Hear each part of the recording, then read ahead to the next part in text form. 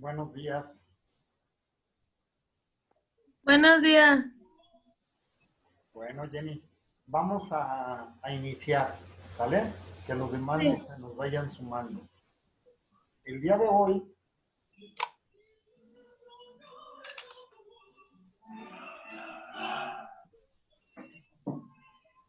vamos a ver los siguientes objetivos.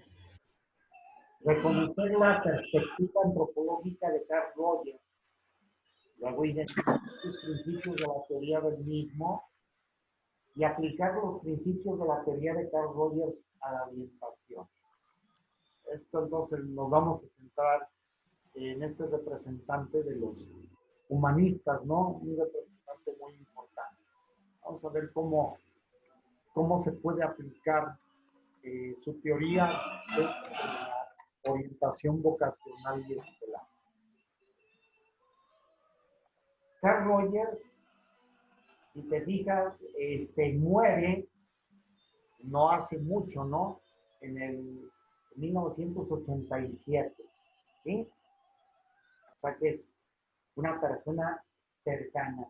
Nació en Chicago en 1902.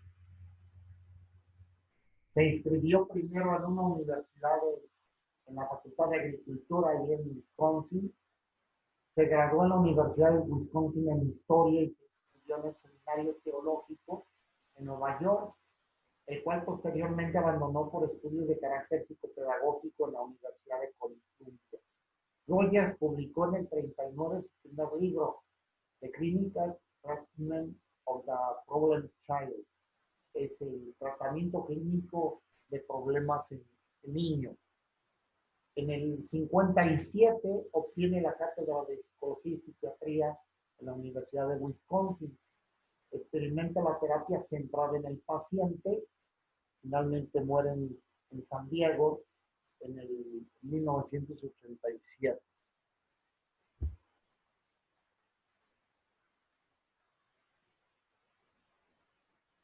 Fíjate bien cómo es la percepción que tiene Rogers respecto del organismo. El organismo es la base de toda la experiencia que incluye todo lo potencialmente disponible al conocimiento que toma lugar dentro del mismo en cualquier momento dado.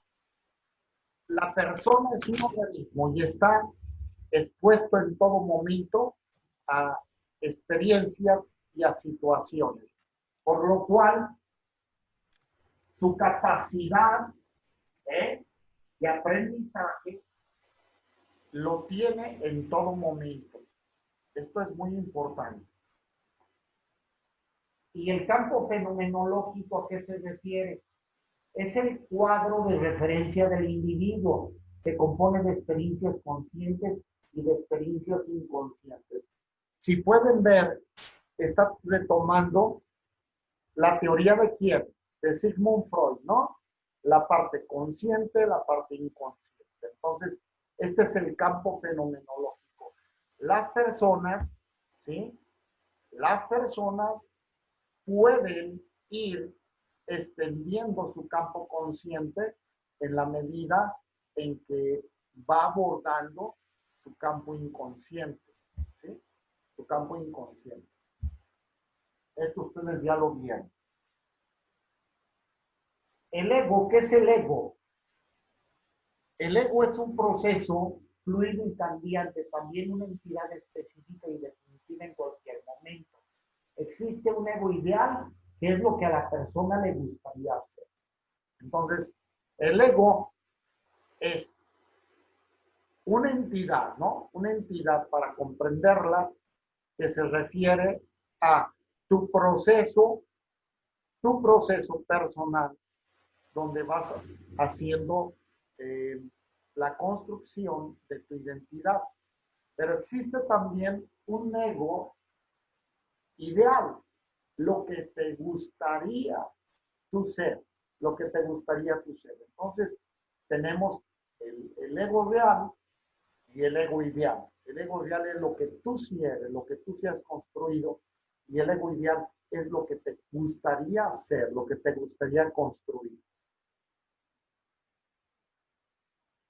¿Y qué es la congruencia? Cuando las experiencias que constituyen el ego reflejan las experiencias del organismo.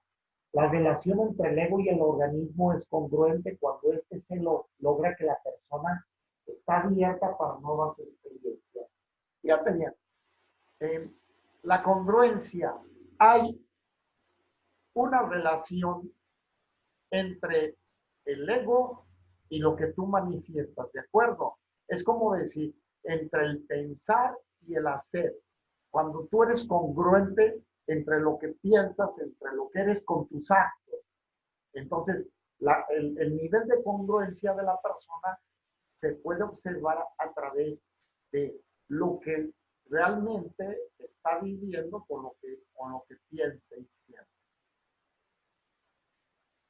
Y la incongruencia, el autosistema va a par con el organismo, la incongruencia, ¿no? Debido a que el organismo es la realidad verdadera y la incongruencia necesariamente significa que el autoconcepto es falseado.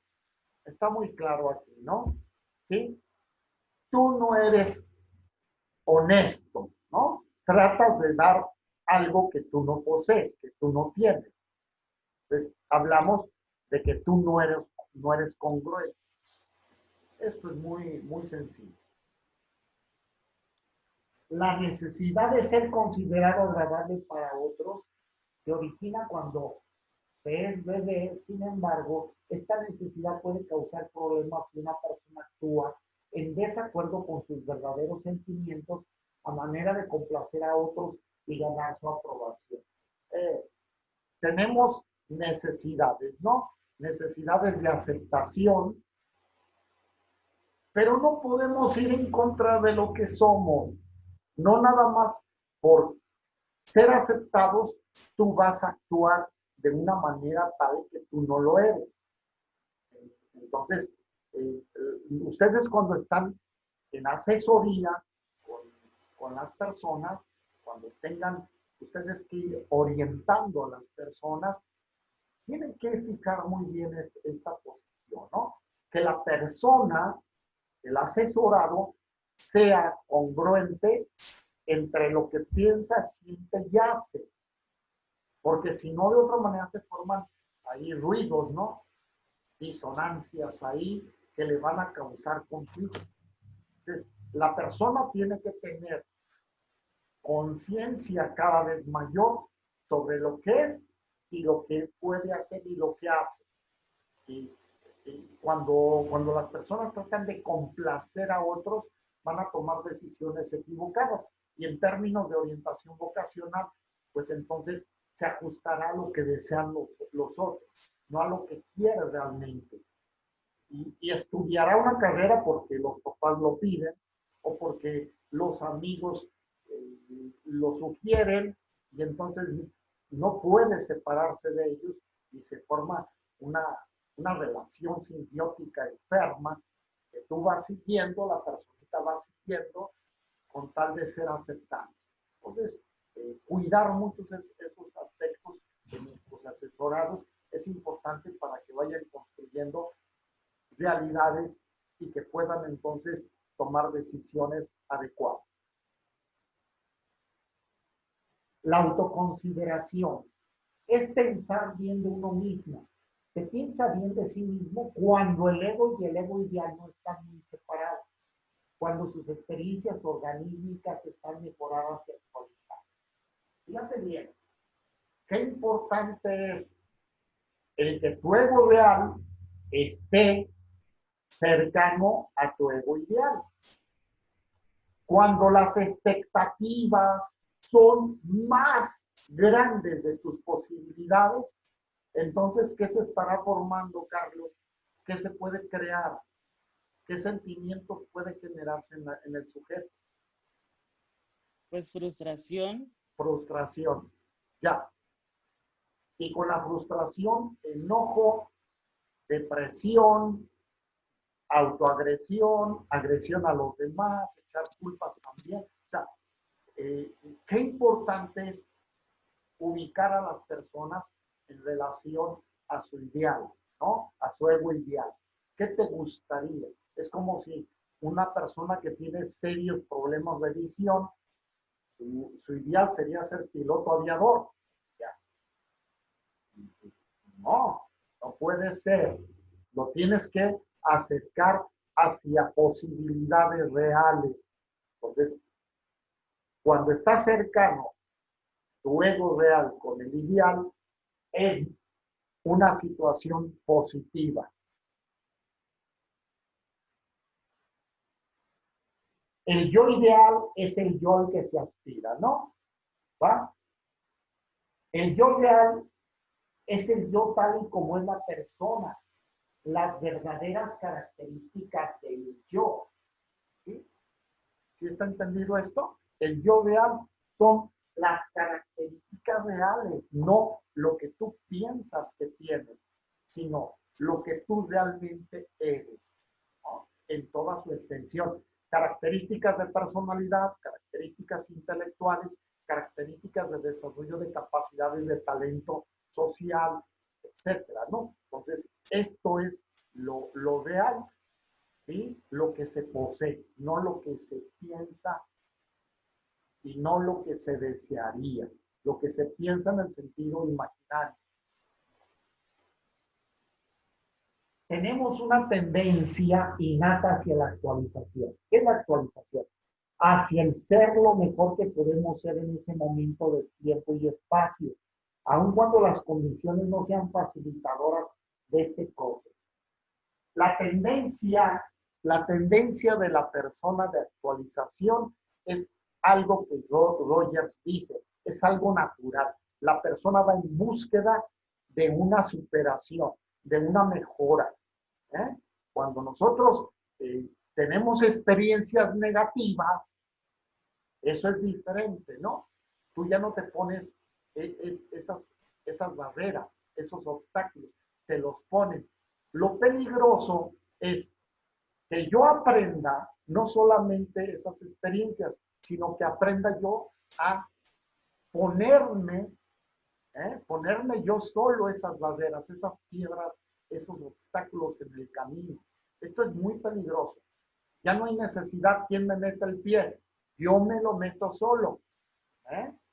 Si me dicen que yo no merezco ser feliz, lo más grave es que luego yo me diga, yo no merezco ser feliz. Lo más grave es que me digan, tú no puedes. Lo más grave es que me digan, yo no puedo. Entonces, la posibilidad la tiene la persona de una manera natural. Las experiencias negativas son las que le impiden. Y lo que hay que hacer en el proceso de la orientación es que el orientado reconozca cuáles han sido esas experiencias que le han significado de tensión, inseguridades, desconfianzas, para que luego entonces él se reconozca como una persona con ese potencial de ser, de lograr, de desarrollar. Ustedes serán un factor muy importante, ¿eh? Son agentes muy importantes en este proceso con el asesorado.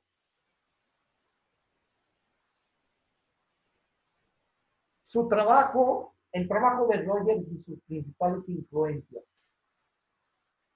Teorías antiautoritarias, autosugestionarias y libertarias.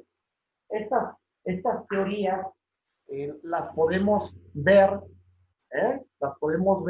en relación a las influencias del psicoanálisis o del conductismo. Dice, aguas con eso, ¿no?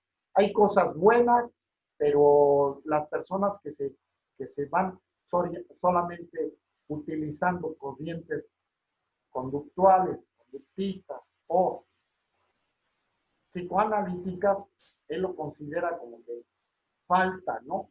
Es una falta de visión antropológica más completa de la persona. Tienen en común el considerar la libertad como condición necesaria para la educación.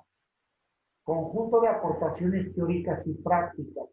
Hay un término muy importante que hay que tomar, es la libertad. La libertad. Y la gente tiene miedo a ser libre. porque ser libre implica responsabilidad, compromiso, congruencia. Entonces, miedo a la libertad es el temor al crecimiento, al desarrollo. Y aprendemos este miedo a la libertad porque es un aprendizaje temprano. Es un aprendizaje temprano. Y nosotros, dentro de nuestros objetivos de trabajo de la asesoría, es que la persona descubra su capacidad y su libertad. Uniendo estas dos, lo vas llevando hacia el compromiso sobre su libertad y sobre sus capacidades. Lo haces competente para la vida. Lo haces una persona con responsabilidad personal y social.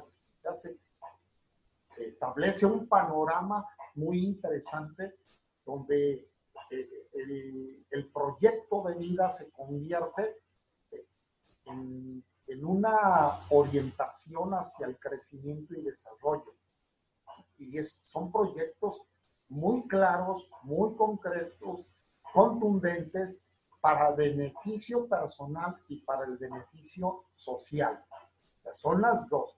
Tenemos la libertad de hacer lo que se nos pegue la gana, ¿verdad? Pero le ayudas a descubrir la finalidad. Tengo libertad de hacer algo para... Entonces viene la finalidad y la trascendencia. El ser humano está llamado a la trascendencia, a la perfectibilidad. La perfección no la lograremos, pero sí caminaremos en perfeccionar lo que somos. ¿Cuáles son las características comunes de las teorías? Es fe en la bondad natural humana, autonomía del niño, educación integral, tendencias autogestionarias, crítica a la educación tradicional, el maestro como compañero y el educador, el orientador, en este trabajo colaborativo, tiene que estar buscando que se desarrolle esto, que se apropie la persona de estas cualidades que debe de estar viviendo y disfrutando.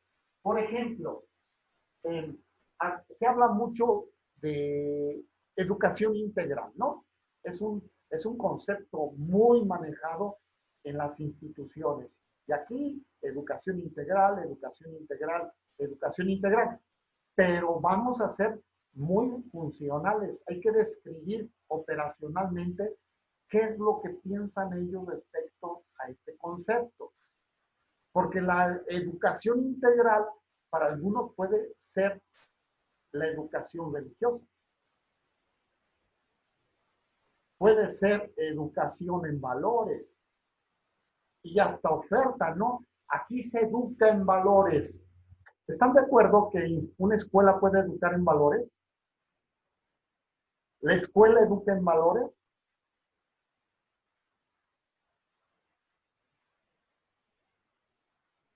Chema.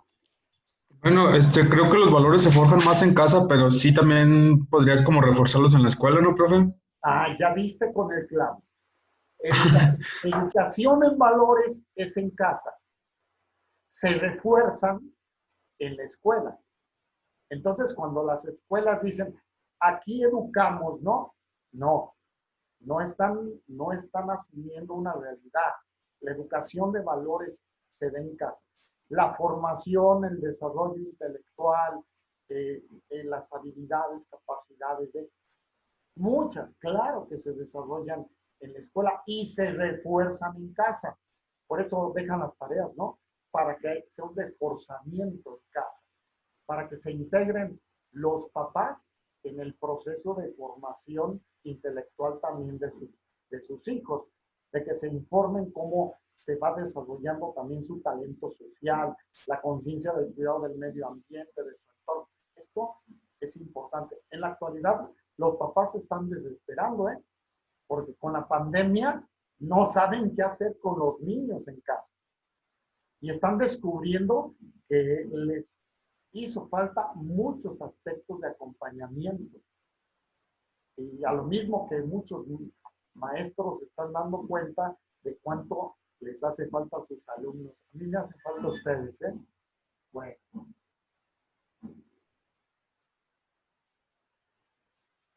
Principios de las teorías antiautoritarias, aquellas que van contra la libertad. Mira, ¿qué es lo que se hace?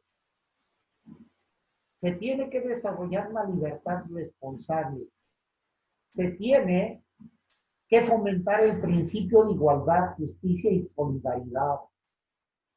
Realizar una pedagogía colectiva y personalizada. La coeducación, igualdad de sexos y oportunidades. La educación basada en las relaciones de confianza. La autogestión y trabajo cooperativo. Alma, ¿a qué te suena todo esto?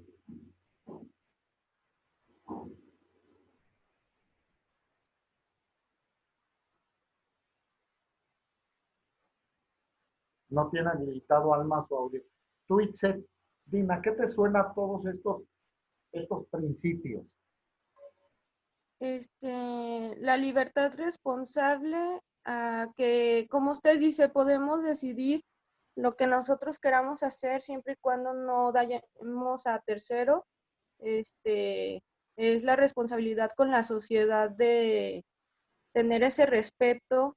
Es lo que también dice la coeducación de igualdad de sexos y oportunidades, que todos tratarse por igual, darles las mismas oportunidades, no tener esas preferencias o prejuicios, generar una relación de confianza con el alumno y siempre estar como fomentando que el alumno también se esté autoanalizando, haciendo la introspección para que se conozca más y también cómo debe de hacer un trabajo colaborativo con los demás, en equipo. Tener confianza en la persona que estás asesorando es muy importante. Cuando uno hace gesticulaciones, verbalizaciones, donde se transmitan mensajes de falta de confianza, y tu gestión con él no va a ser buena, ¿eh? No va a ser buena. Yo creo que nadie se siente cómodo frente a una persona que no le tiene confianza, porque lo vamos a llevar al alumno, a la persona, a la autogestión. Y si lo vamos a llevar a la autogestión es porque confiamos en sus capacidades, porque confiamos en él. En el trabajo se nota mucho, ¿eh? Cuando no se le tiene confianza a una persona, ¿qué es lo que hacen, Alma, cuando no se tiene confianza en una persona en el ámbito laboral? ¿Qué hace el jefe? Pues no le confía cosas, no le encarga cosas, porque sabe que no se las va, pues no va a tener no va a ser reservado, no le va a cumplir, pues, ¿qué más? Pues eso, maestro, o sea, no se le asigna el trabajo porque no se le tiene esa confianza de que sí lo vaya a hacer, de que sí lo vaya a sacar adelante, de que sí vaya a ser reservado, Andan. de que vaya a ser cumplido. Y por otra, lo que hacen es estar detrás, supervisar demasiado. ¿Sí? Supervisar demasiado, estar junto, empujando. Y pues yo digo, yo no quiero un jefe así. Pero si tú tienes un jefe así, está pasando dos cosas. Una, tú no estás gestionando lo que tienes que hacer. O dos, él ha aprendido equivocadamente que es ser una supervisión o un jefe. Porque para ser jefes hay que desarrollar liderazgos en nosotros. Es como el director de orquesta. Un buen director de orquesta no está preocupado en cómo está tocando el saxofón, el oboe, el clarinete, el piano, el violín, el cello. No está preocupado. Él sabe que es un profesional de la música y un perito, cada uno de sus integrantes de la orquesta. Confía en que van a ejecutar bien la partitura. Él dirige, él ensambla todo eso, ¿no? Pero cada uno cumple con su función. Y muchas veces nos encontramos entonces que no somos capaces de desarrollar esto para que la persona se autogestione, haga uso de su libertad, haga uso de sus capacidades. Dice Rogers, hay que hacer este trabajo con la persona para que descubra su talento y para que se descubra capaz de hacer algo importante para él mismo. ¿Cuáles son los conceptos básicos de la filosofía de Rogers? La filosofía del crecimiento, el Grund, ¿no? El núcleo íntimo de la personalidad de los sujetos es de carácter positivo. O sea, siempre él va a ver que es bueno en su esencia el ser humano. Esta capacidad del crecimiento, de ser positivo, lo va a llevar a la tendencia actualizante, a la búsqueda de la mejora constante y generar un sistema de evaluación de la experiencia. ¿Qué importante es esto? Tenemos por una parte que generar sistemas, proyectos, diseños de programas, etcétera, ¿no? Talleres. Pero eso lo lleva a la persona a actualizarse, ¿no? A la mejora constante. Pero él también nos dice, ojo, hay que tener una evaluación de la experiencia de lo que estás haciendo. Si tú no tienes esta evaluación, no te vas a poder retroalimentar y generarte entonces cambios importantes para que vayan hacia la mejora. El individuo es capaz de dirigirse a sí mismo, de encontrar su propia naturaleza, su equilibrio y sus valores. Confianza plena en la persona. La alineación, ¿qué es? El hombre percibe su experiencia solamente a través del valor que le dan los demás. ¿Es bueno o es malo?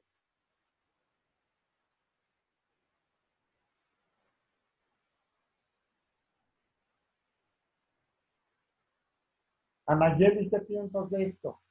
El hombre percibe su experiencia solamente a través del valor que le dan los demás. Pues yo opino que ¿Es bueno? puede ser malo. Ah, puede No, ser malo. sí, Exactamente. porque si nada más está a las expectativas de lo que las demás personas le dicen, nunca va a creer nada bueno de él.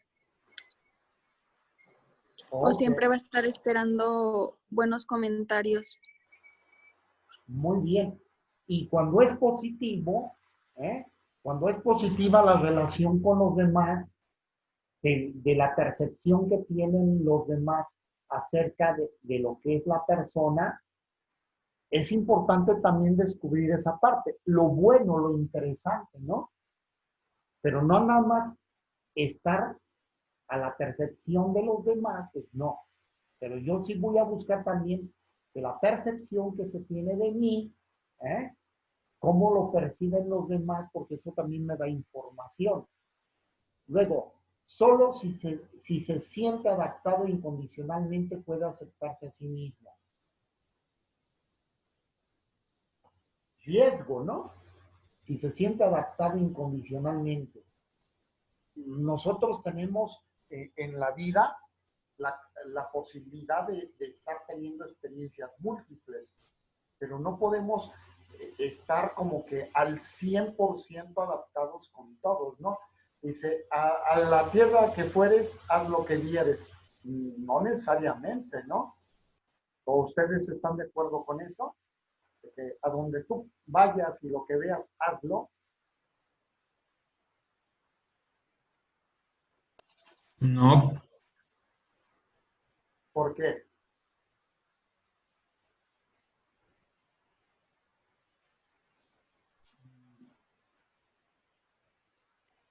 espera, profe, deja formulo bien mi respuesta.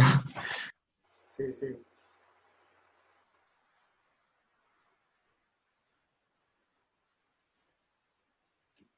¿Me lo puede volver a repetir? Sobre la frase, a la tierra que fueres, Ajá. haz lo que vieres. ¿Estás de acuerdo? ¿Sí o no? ¿Y por qué?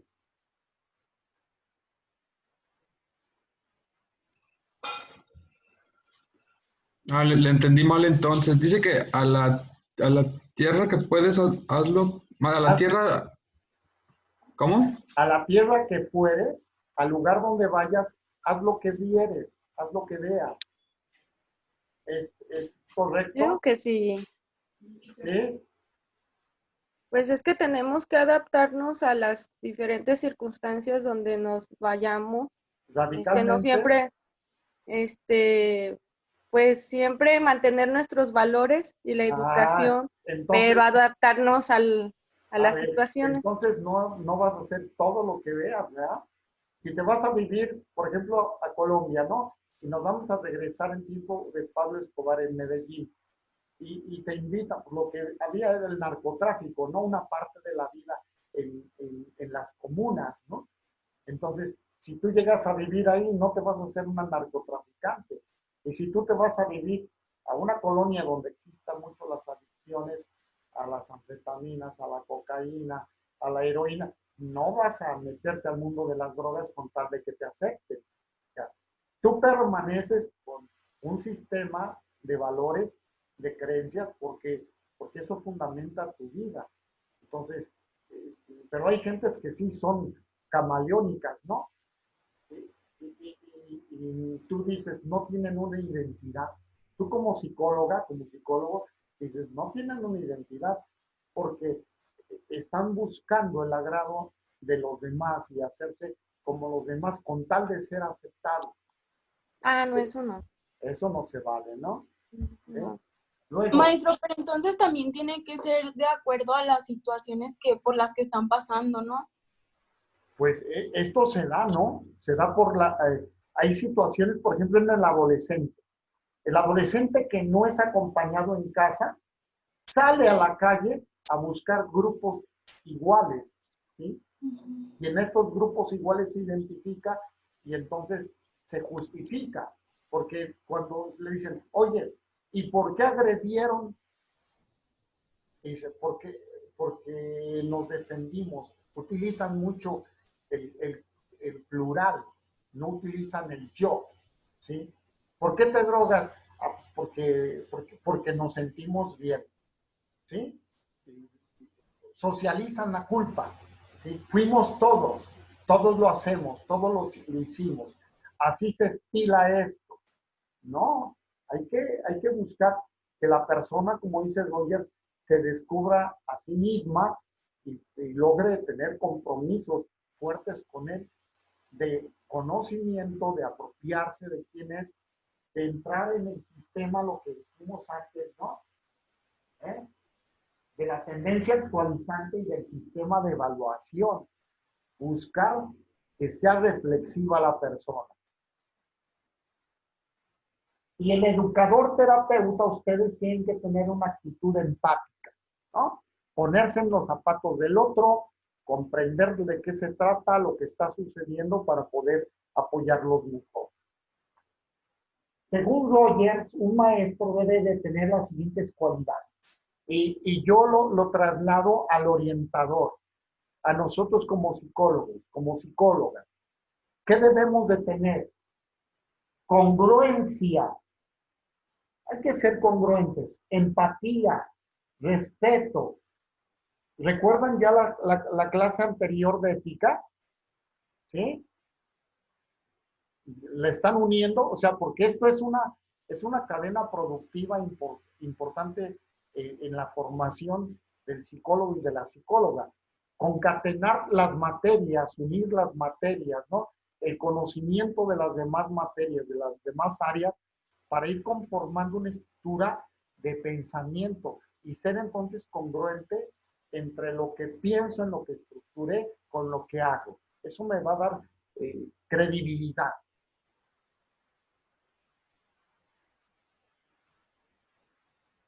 Dentro de la teoría de la personalidad, Rogers ubica mucho el poder nosotros descubrir cuáles son las características del niño, cómo va desarrollando el yo y las necesidades que se van detectando, que se van considerando importantes para que se puedan subsanar. La persona entonces no está hecha, ¿no? No está hecha. Se va construyendo, se va ampliando, se va descubriendo y se va impulsando.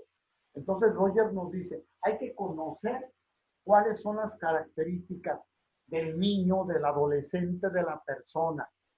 Cuando ustedes reciben por primera vez a una persona que quiere orientación, la entrevista, ¿verdad? Pero enseguida tienen que desarrollar estrategias de cómo conocer las características de la persona, de su desarrollo. Y si es un adolescente, si es el adolescente, ¿qué les van a aplicar para conocer las características y su desarrollo? Sus necesidades. ¿Qué le aplicarían?